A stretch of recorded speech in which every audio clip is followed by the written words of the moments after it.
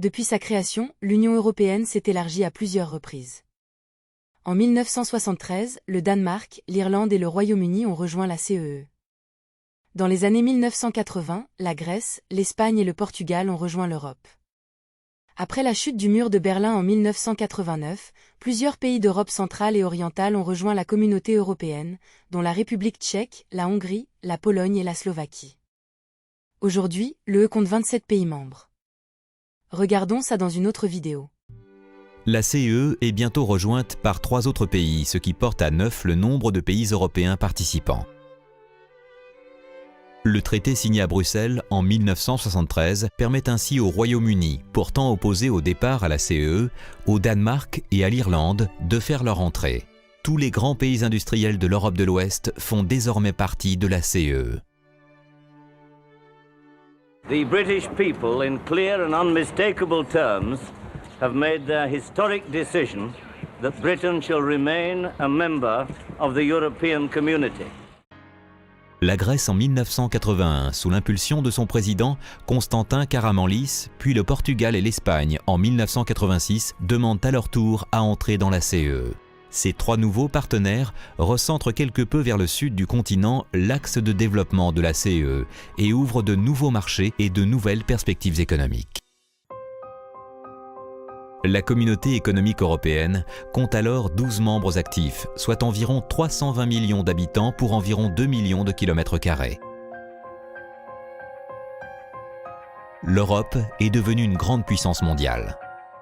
C'est donc à 12 que la CEE se dirige vers l'élaboration de l'acte unique européen qui fédère définitivement l'Union européenne. Son objectif est d'accélérer la mise en place d'un marché intérieur, de renforcer les pouvoirs des organes institutionnels et d'élargir les compétences de l'Union européenne au domaine de l'environnement, de la politique étrangère et de la recherche technologique.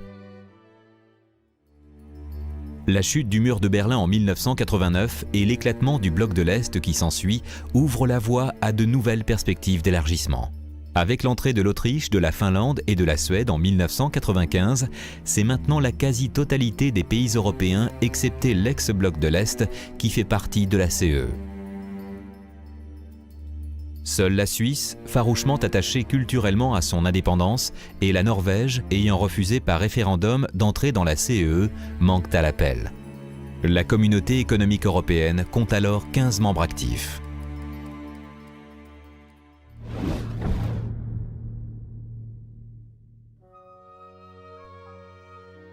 Huit ans seulement après la chute du mur de Berlin en 1997, l'Estonie, la Hongrie, la Pologne, la République tchèque et la Slovénie, ainsi que Chypre, demandent à faire partie de la CEE.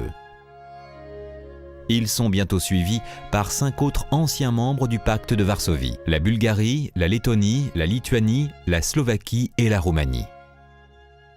L'année suivante, Malte fait également acte de candidature. En 2004, 10 de ces États sont intégrés à la communauté européenne. Puis, la Bulgarie et la Roumanie obtiendront leur droit d'entrée le 1er janvier 2007, ce qui portera à cette date le nombre de membres à 27. La Croatie et la Turquie sont en attente d'une éventuelle prochaine adhésion. La communauté européenne est désormais une entité supranationale, riche et influente, capable de rivaliser avec n'importe quelle puissance économique ou politique de la planète.